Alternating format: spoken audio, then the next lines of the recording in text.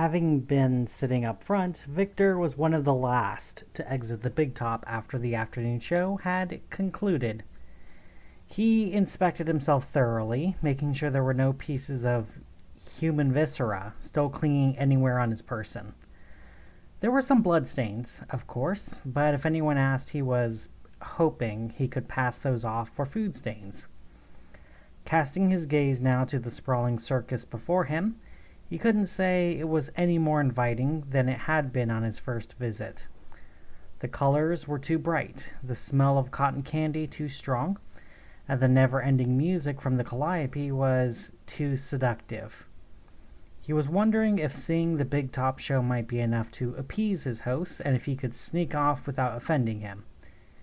He lurched forward as a small person jumped onto his back and covered his eyes with their hands. "Guess who?" they asked gleefully. "Hello, Lolly," Victor replied, recognizing the young clown's effervescent voice immediately. "No fair, you peeked," she accused playfully, hopping back to the ground. "I'm so glad you came back. What did you think of the show? Was I amazing?" "I can honestly say I've never seen a magician pull her assistant out of a hat before. It's harder than it looks. The hat stinks of bunny poop." If I had to offer any criticism, though, the lynching before the final act was a bit much. Don't get me wrong, I don't care for the GOC either, and I recognize the threat they pose to your community, but no, I see what you're saying. We may have gotten a bit carried away. Even us converted clowns still have a bit of a mean streak we have to keep in check. Rough sex or a round of at the hack-a-mole table is usually enough for me and Icky and me to get our aggression out, but we still lose our tempers every now and then. Oh, Icky wants to know how the plans for the caper's going. She's really looking forward to getting Virtuoso back. That's progressing as expected. I have the site layout with me so you can pick your entrance points. The containment cell is soundproofed, so you won't be able to use your kaleidoscope to get in there since it needs your calliopes to work. But you shouldn't have a problem getting into an adjacent room. The wing is low security, so there are no guards inside, and our operative is working on ensuring he'll be able to get the security systems down. Once he's got a date and time, we'll let you know. One detail of our original agreement has changed, however. Mr. Marshall has actually personally requested a slight adjustment to your payment. What do you mean? It's just that Mr. Marshall thought that your anomalous means of transport could actually be of more value to us than anything you can steal from the Foundation. More specifically, have you ever been to an interdimensional marketplace known as the Utterly Bizarre? Yeah, tons of times. Mr. Marshall would like you to escort me there so that I can do an assessment and also possibly acquire any products that I think we'd be able to move. Does that work for you? Oh, sure. We go there all the time anyway. It'd be no problem to have you tagging along. Perfect. We shouldn't have any problems then. If you need to get back to work, I don't want to keep you. Nope. You're my work today, she announced excitedly. I usually work the crowd in between shows, but Icky said that today I should be your personal attendant to make sure you don't miss anything the circus has to offer. That's so kind of you. Thank you, he said with a forced smile. Come on, we've got a lot to do, she said, taking his hand and dragging him to the throng of striped tents and caravans. Do you want to go to the Midway first? You can win me an enormous prize and make Icky super jealous. That really doesn't sound like a good idea to me. Yeah, maybe not. No offense, but every booth operator we have would mark you as a sucker. Well, you're our VIP, so you should choose where we go. There's the Menagerie of Mayhem, Den of Freaks, Halls of Humans Extraordinaire. Step right up, step right up. Come and behold the wonders and horrors that lie within Fuller's Fantastic Fun Lovers Fun House. A man in a pinstripe suit announced loudly. The funhouse! Yes, yes, yes! We should go to the funhouse! Come on! She grabbed hold of his hand again and pulled him over to a whimsically painted caravan with a large sign reading, Herman Fuller proudly presents the fantastic Fun Lovers Funhouse. Hey there, Lollipop. Who's the young fella you've got with ya? The pinstripe-suited man asked. Though well-dressed, he still looked more or less like what Victor thought of when he pictured a carny. He had a weathered face with a dark gray beard and greasy hair in a ponytail. His smile made it clear he wasn't a clown, since his teeth were off-color, crooked, and riddled with silver fillings. This is Victor Chan. He's from mc&d, and he's our VIP guest today, Lolly introduced him. Victor, this is Alfie. He looks after all of the circus's fun lovers, which is a very important job. Without the fun lovers, we wouldn't be able to have any clowns or cotton candy. Could you imagine a circus without clowns and cotton candy? Fun lovers? That's what you call those milking creatures, right? Victor asked nervously. How do you know about the fun lovers? Lolly asked. From the same source that told us about the utterly bizarre. He said that once a couple of clowns were there with a fun lover that ended up getting loose. Lolly threw her head back and laughed. Yeah, we were laughing about that for weeks. They never let Pius or Eugene in again after that. But yes, this is where we keep the fun lovers. It's kind of like a barn or kennel or something. Keeps them out of trouble anyway. But you don't have anything to worry about. Manny got fed up with Morty's antics a while ago and sent him back home. We don't keep fun lovers as crazy as that around anymore. Just come in with me and you'll see that they're awesome. What do we do in there? Is it like a petting zoo? No, but we have a petting zoo. Do you want to see the petting zoo?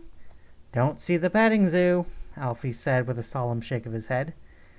It's for kids, and the best thing we got there is the Obama llama we got from that delivery service, though it has been an especially big hit since the election.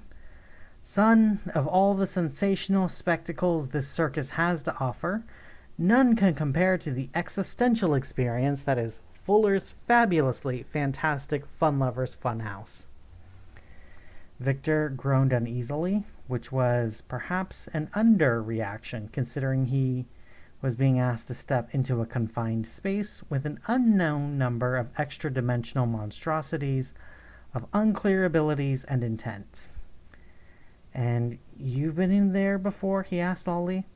Loads of time. I've been coming in here since I was a kid, and kids come in here all the time, as long as they're over 4 feet tall. You'll love it, and I promise nothing bad will happen.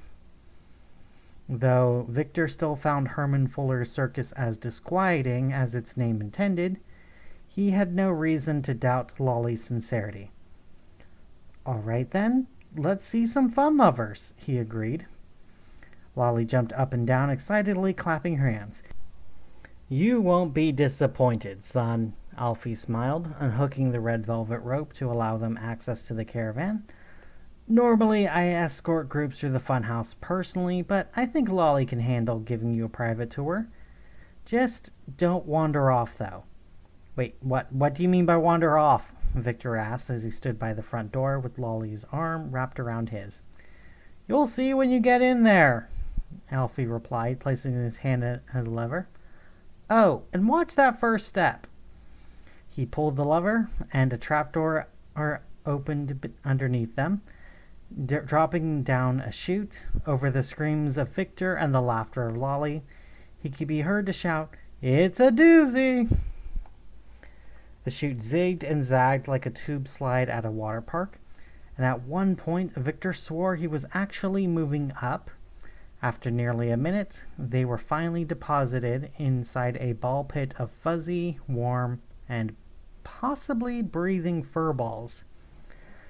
As Victor tried to pull his way out of the ball pit, Lolly was, of course, giggling hysterically as she frolicked in the hirsute hole.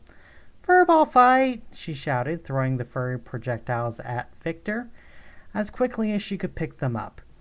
They were too soft and light to hurt him, but with each impact they made a sort of distressed squeaking sound that was somewhat unnerving. Victor pulled himself out of the pit and onto the floor. He stayed there on his hands and knees for a moment, trying to regain his composure. After a few breaths, he looked up to assess his surroundings. Holy shit. I know. It's awesome, right? I have a sudden urge to quote Doctor Who. The interior of the funhouse was enormous, possibly bigger than any man-made structure in existence. It felt like he could see for miles in every direction, though for some reason he was having a hard time judging distance. The ceiling, or was it the sky, was covered in constantly changing fractal patterns that made the surreal landscape in a soft, shifting glow. The ground itself appeared to be made of Play-Doh, slowly undulating with shapes and sculptures emerging from it in the distance. Groves of twisty pipe cleaner trees dotted the landscape, and rivers of iridescent paint meandered through the quixotic realm. Is it really bigger on the inside, or did we teleport? Victor asked, rising to his feet. It's a pocket dimension, a whole itty-bitty universe that he can take on tour with us, she replied enthusiastically, hopping out of the pit. Is it always like this? No, that's the awesome part. In here, the fun lovers are gods with complete control over time, space, matter, even the laws of physics. One time, they lowered the speed of light down to under 10 miles an hour, and you could feel relativistic effects just from walking around. Then this other time, she was interrupted by two creatures dropping down from the ceiling. They bounced up and down like super balls for a bit, before finally coming to a rest. They were both translucent black organ sacs, a few feet across. One was held up by spider legs, the other by tentacles. Victor cautiously retreated behind Lolly, hoping that she could deal with them. Ripley, Bailey, what's the matter with you? We have a guest. Make yourselves decent. The two creatures dipped their bodies, possibly a bow of deference, and with a quick shimmer, they assumed tall humanoid forms, clad in pinstriped suits in the same style Alfie had been wearing. Each also wore a carnival mask over its seemingly blank face. The first, Ripley, wore a feminine mask with a subdued expression, while Bailey wore a man's face with a bulbous nose and wide smile. The two beings took lanky alien strides over to their friend and her guest, examining him with swiftly swiveling heads. Ripley and Bailey, huh? Victor asked. Yeah, Icky said that Fuller likes to name fun lovers after rivals and enemies of his, Lolly replied. He was not the kind of guy you wanted to piss off. I bet there's no one in all the world happier about Barnum and Bailey's circus going under than Herman Fuller. Not that Icky and Manny weren't happy about it. Less competition for us and all. Ripley, Bailey, this is Victor. He's our VIP guest, so I need you to show him an extra special time. The fun lovers started making chittering noises at each other. Their tone sounded confused, maybe irritated. Ripley lowered her head and sighed, then turned to face Lolly. Grown-ups are no fun, she said in a raspy voice. Look how scared he is. Children see the wonder of this place, appreciate the magic that grown-ups often lock away in a tiny cell. I'm not doing a tour without any kids. Me neither, Bailey agreed, nodding like an actual bobblehead. Excuse me? Lolly asked angrily, placing her hands on her hips. I don't want to be a bother. Why don't we just wait until the next tour group comes along and we can join them? No! You're a VIP guest. That means you get VIP treatment, Lolly said, stomping her foot petulantly. And we're fun lovers, which means we love fun, Bailey said. If something's not fun for us, we're not interested. You wouldn't want our milk to go sour now, would you? Ripley asked in a vaguely threatening tone. You know how corrosive sour milk can get. Your milk's not going to go sour from giving one boring tour. You're just making excuses, Lolly accused. I have a very important job showing our VIP guests the circus, and you are making me look foolish. You're a clown, Ripley said in a deadpan voice. I am the assistant ringmaster to the... Bailey interjected. You guys get NBC in here? Victor asked, more confused than ever. I am the ringmaster's assistant and playmate, and I demand to be treated with respect.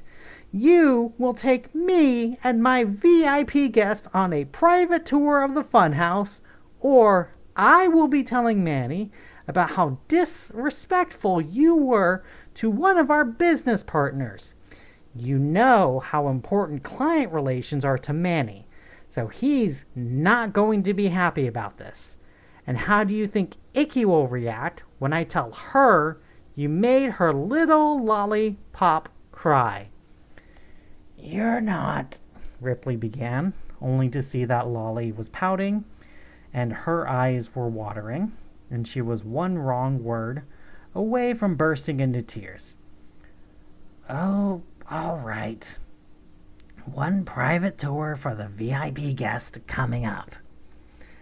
With a flourish of her hand, a horse-drawn sleigh made of Play-Doh arose from the ground. Hop in. Thank you, Lolly said, grabbing Victor by the hand and pulling him into the sleigh. Maybe we can still find a way to have a little fun with this guy along the way, Bailey whispered to his companion. Maybe, she nodded in reply. Bailey sat up in the box to drive the sleigh, while Ripley rode in the passenger compartment with the others. I'm sorry you had to see me like that, Lolly said to Victor, dabbing her tears with a clown hanky. Can I get some milk, please? You guys really killed my buzz. Ripley produced an empty milk bottle with a snap of her fingers.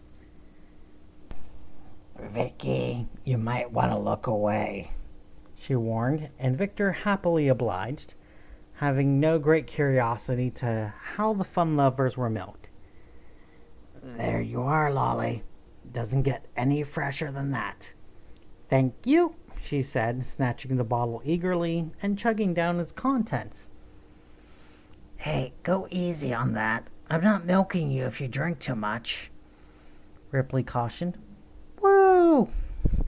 Lolly screamed after she stopped to take a breath. That is liquid happiness. I'm better now. I feel like myself again.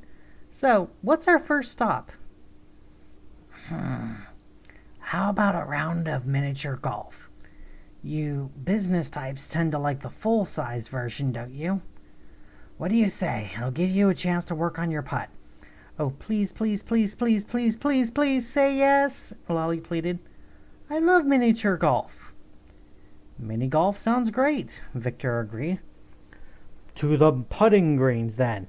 Mush! Bailey shouted. We're not dogs, one of the clay horses objected. Well, giddy up, then. Just move, he said with a crack of the reins. The sleigh sped off through the hills of pastel-colored putty, though to Victor it seemed that the landscape was rushing past them as he felt no inertia, and his perspective became completely warped, fractals and Play-Doh all blurring together into one unintelligible panorama. Just as Victor thought he was about to pass out, The vista in front of him settled down into something coherent.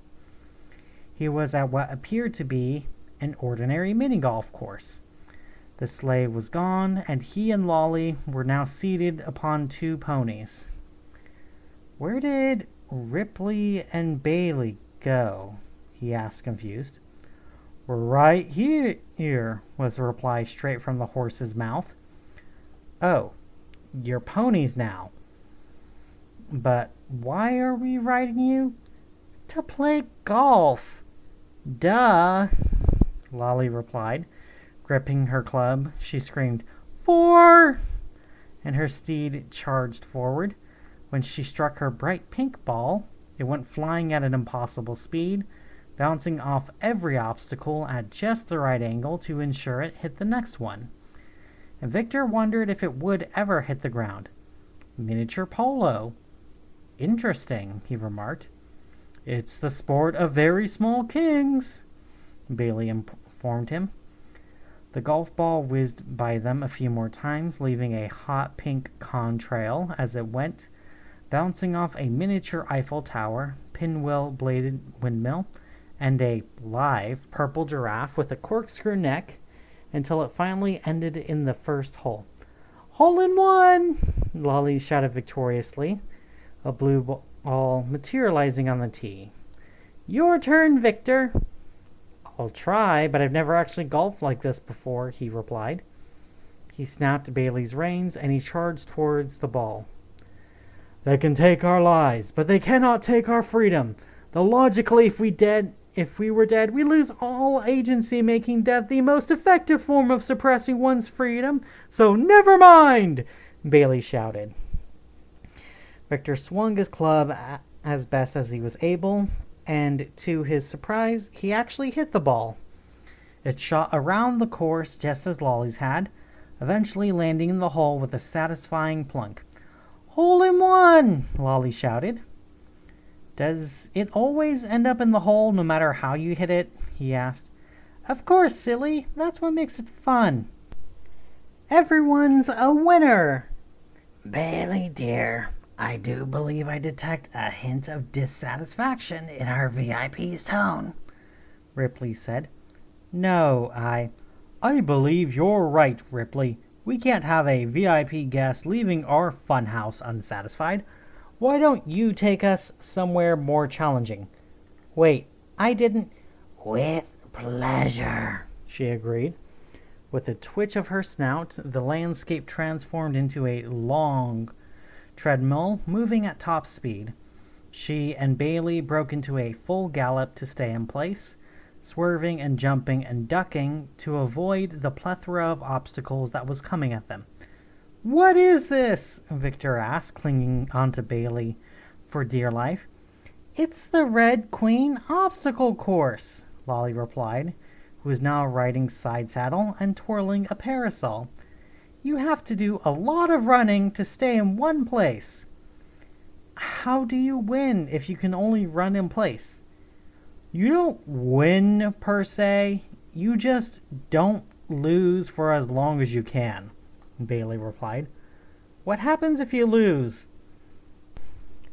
"That," Ripley replied, gesturing behind her with her head. Victor looked behind to see a giant, somewhat Dr. Seuss-like catfish at the end of the treadmill, its gaping maw ready to swallow them should they slacken their pace. Victor turned his head forward to see if there was any way off the treadmill, but he couldn't see anything beyond the obstacles rushing towards them. The obstacles were, of course, non-standard, consisting mostly of large appliances and furniture, as well as at least one Boeing 747 they narrowly managed to duck under. "Well, at least it wasn't a United flight. Am I right? Swivel chair!" Bailey asked as he gracefully avoided the oncoming office fixture. "Bailey, we've talked about the topical humor. We're not doing a standard stand-up routine," Ripley chastised him. "Just stick to the jokes about food. Stacked washer-dryer combo." "Lolly, can't you do something to get us out of here?" Victor pleaded. Well, I'm not as powerful as a fun lover, but my magic is unusually strong in here. Grand piano, she replied. I could wish us out of here, but what I'd really like is some bubble gum. So I wish for that. At her command, a large gumball machine materialized a fair ways in front of them, smashing upon hitting the treadmill and sending thousands of gumballs rolling towards them. Oh, caramel corn! Bailey cursed as both he and Ripley were unable to avoid tripping on the confectionaries. They both fell to the ground and were immediately swept down towards the waiting orifice of the catfish. Curse you, Lolly! Your oral fixation has killed us all! Victor screamed as he was swallowed by the monstrous fish. And he continued to scream when he found himself falling down a vine-covered shaft, crisscrossed with rope bridges. He was still screaming when he passed the last bridge where Ripley and Bailey were sitting comfortably in their humanoid forms, sipping tea. He screamed when Bailey grabbed his ankle and his arm stretched out like a bungee cord. He screamed when he saw he was falling towards a lake infested with crocodiles. He really screamed when one of the crocodiles leapt out of the water and tried to eat him. And he even screamed when Bailey's bungee arm snapped him back up and safely deposited him on the bridge next to Lolly, who was literally ROTFL-AMO. You're welcome, Bailey said nonchalantly as Victor laid, hyperventilating before him. As I was saying, if we can get Manny to invest in some ultra-pasteurization equipment, then we can keep milk for months instead of days. And no one has to drink that powdered crap anymore, and we can sell the surplus. What the hell was that? Victor demanded, rising to his feet. I almost died. Victor, they're just teasing you, Lolly said through her snickers as she rose to her feet. I told you, everything in here is under their control, and they would never let anything bad happen to a guest.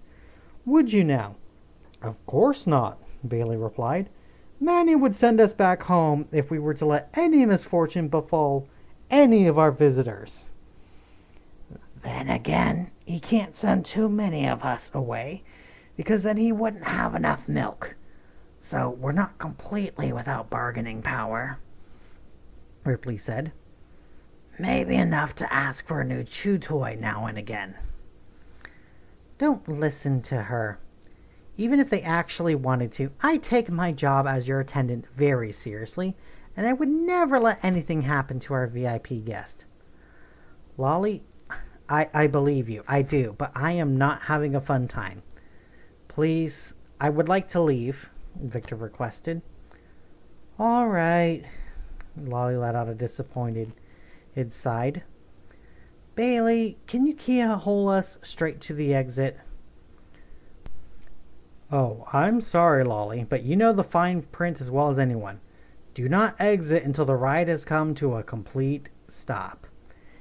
Leaving now would be like jumping out of a roller coaster, Ripley explained. It would be hilariously ironic if you were to let your irrational fear of a carnival ride drive you to plunge to your death. Now, wouldn't it? Then what's the quickest way out? Victor demanded.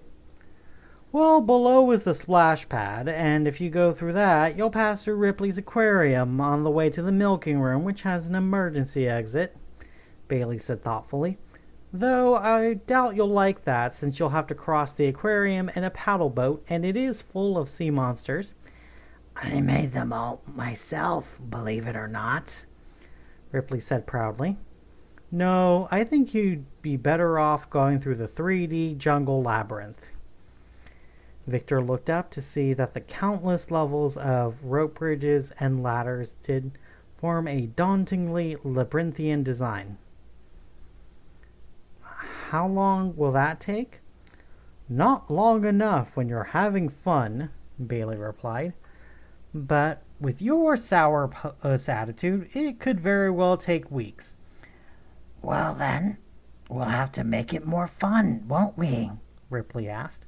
Oh, let's make it a race, Lolly suggested. Last one to the top is a fun lover's molted husk. I have an even better idea. A rat race to appeal to Mr. Corporate here, Bailey decreed. With two quick claps, a swarm of enormous, black, vicious rats spilt onto the bridge they were on, hissing and baring their jagged teeth at Victor. Climb! Victor and Lolly dashed for the nearest ladder, the onslaught of vermin snapping at their ankles. They clambered up the rungs as quickly as they could, but the rats proved capable of shimmering up the sides. That's it, Vicky, climb that corporate ladder. Fake it till you make it. Dress for the job you want, not the job you have, Ripley added. Honestly, an off-the-rack suit, what was he thinking? Victor was the first to reach the second bridge, and immediately ran for the first ladder he saw. He just had to duck to avoid a tire, log, and orangutan swinging by on the vines. But he made it to the ladder safely. Just as he was about to grab it, it was yanked out of his reach. No! He looked again desperately for another ladder, only to see it dangling a few meters away. He leapt for it, but it was again cruelly yanked back up at the last second. And so was the third one, and the fourth, and the fifth. Lolly, what do we do? I think they made that very clear. Have fun, she told him. She pulled out a party horn and blew it, and the ladder gently lowered itself down and allowed her to grab hold of it. Grab on! Victor wrapped his arms around her tightly, and the ladder carried them several levels up to a bridge that was swinging back and forth like a gazebo swing. There, that should give us a bit of a head start. A wooden plank burst in half as a rat smashed its head through from underneath. Or not. Run! They sprinted off down the bridge and caught sight of a door near the end. In there, quick! Victor threw the door open, and the two of them hurried inside, slamming the door behind them. Victor leaned his back against the door to catch his breath, giving him a proper view of the room he found himself in. There was a fat clown in a bishop's hat tied to a chair, surrounded by a group of deformed but seemingly animate sock puppets. Freaky Friday, Freaky Friday, Freaky Friday. The puppets chanted rhythmically as they pumped their fists in unison. Ah! Please, don't tell my wife, the clown requested. Before either could respond, a fun lover in its default form lowered itself down from the ceiling. Employees only, it screeched, grabbing Victor with one of its many webbed hands and throwing him out the door. Victor! Lolly screamed as she ran after him. Victor expected to be swarmed by rats immediately, but instead was greeted with the serene music of a panpipe. He looked up to see the instrument being played by Bailey, gracefully perched on the rope railing, with all of the rats entranced by his music. We tried our best, Lolly, but even when we customize our attractions to his personal tastes, he's still not having fun, Ripley said with a sad shake of her head. So ungrateful. You're lucky you got your milk when you did, because mine really is going to be sour now. There is no point in going on like this. You'll never reach the top by climbing. So we're just stuck here? Victor asked. Not to worry, little Vicky. The fastest way up is down. Ripley snapped her fingers, and for the four of them, gravity reversed, and they all fell upwards. The bridges and vines all parted to allow the quartet to pass and quickly gave way to the void of space. It was filled with enormous glow-in-the-dark stickers. They were mostly shaped like traditional stars, arranged into circus-themed constellations, but there was also some shooting stars, cratered moons, crescent moons, ringed planets, and whirlpool galaxies. The sight was distracting enough that it took Victor nearly a full minute that they weren't moving. Why aren't we falling anymore? Because there's no gravity in space, obviously, and we usually have the inertia turned off as a safety precaution. Ripley replied. Nobody panic. I can get us out of here, Bailey assured them. He reached into his pocket and pulled out a bright red rocket kiddie ride large enough to accommodate all of them. Once he had everyone strapped in, he placed a firm grip on the steering wheel. Hold on to your lunches because we're going for the ride of our lives. With a melodramatic gesture, he pressed the big red button on the dashboard. To his disappointment, all it did was flash the words insert coin. Oh, does anyone have a quarter? I have midway tokens, Lolly replied. It doesn't take tokens. It takes quarters, Bailey replied. What about you, Vicky? You got any quarters? I almost never use cash, Victor replied. That figures. The rich guy doesn't have a quarter when he needs it, Ripley snorted. I have a Canadian quarter from that show we did at Estevan. A Canadian quarter is worse than nothing. It has the Queen of England on one side and a reindeer on the other. A frickin' reindeer. Unless it's Christmas at Buckingham Palace, how the hell is anyone supposed to take that seriously? I need George Washington and a bald eagle or nothing. Lolly said you were gods in here. Can't you just make a quarter? Currency created by divinities is still considered counterfeit. Otherwise, gods would be bribing people to worship them all the time, and there'd be massive inflation and economic class. Did you fail basic theology and economics? God! The four of them sat in silence for a moment, trying to think of a way out of their predicament. Oh, I know how to get us moving, Ripley claimed. She snapped her fingers, and in the distance appeared a fiery accretion disk orbiting a circular black abyss. The rocket immediately lurched towards it, the stars racing by at an ever-increasing speed. A black hole! Good thinking, Ripley. We'll be out of here in no time, Bailey said. But what happens when we reach the black hole? Victor asked. Ripley and Bailey exchanged uneasy glances with each other. Sorry, Vicky. We can't hear you. There's no sound in space. You've seen too many sci-fi movies, Ripley said. Now, Ripley. One should never let something as inconsequential as the laws of physics get in the way of a good story, Bailey asserted. Matter of fact, let's have some ground sound for our grand finale. At his command, an unseen orchestra began playing the 1812 overture, and the stars around them began bursting into fireworks with thunderous explosions in time with the music.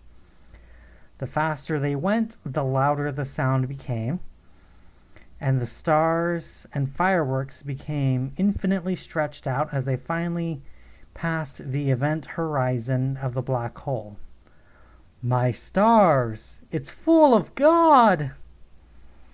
The next thing Victor remembered, he was standing in a drab wooden room next to Lolly, with Ripley and Bailey standing over near a fancy lever.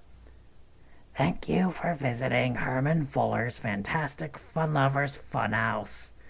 We hope you had a fantastic, fun-loving time, Ripley said in an apathetic, monotone voice as she read the farewell speech off a cue card. We hope you will always remember the special time you had here, and that we will see you again someday. And please remember to rate and share and review Herman Fuller's Circus of the Disquieting on Yelp, social media, and the SCP database. Thank you for your patronage, and have a disquieting day. She pulled the lever, and once again a trapdoor opened up beneath them and dropped them down a chute. They traveled through it for about the same amount of time as the first one, and emerging out of a slide behind the funhouse and into a regular ball pit. Did that really just happen? Victor asked, who was seriously considering the possibility that he was coming off a bad trip or otherwise losing his mind. I'm sorry, that didn't turn out quite like I expected. Lolly apologized, sheepishly casting her eyes to the ground. They usually do behave themselves around the kids, but grown-ups alone can be a different story. I can tell you're uncomfortable here, and I just wanted to show you why I love this circus so much. It's not just my home, it's my paradise, and sometimes it hurts when other people don't see it that way too. I know the funhouse was a lot, and if it was too much, you can go home. I won't stop you. Victor began, but then seemed to change his mind. Actually, Lolly, can we go to the petting zoo and see the Obama llama? A wide smile spread across her face, and she somehow changed her color palette to match the red, white, and blue of Obama's iconic campaign poster. Yes, we can!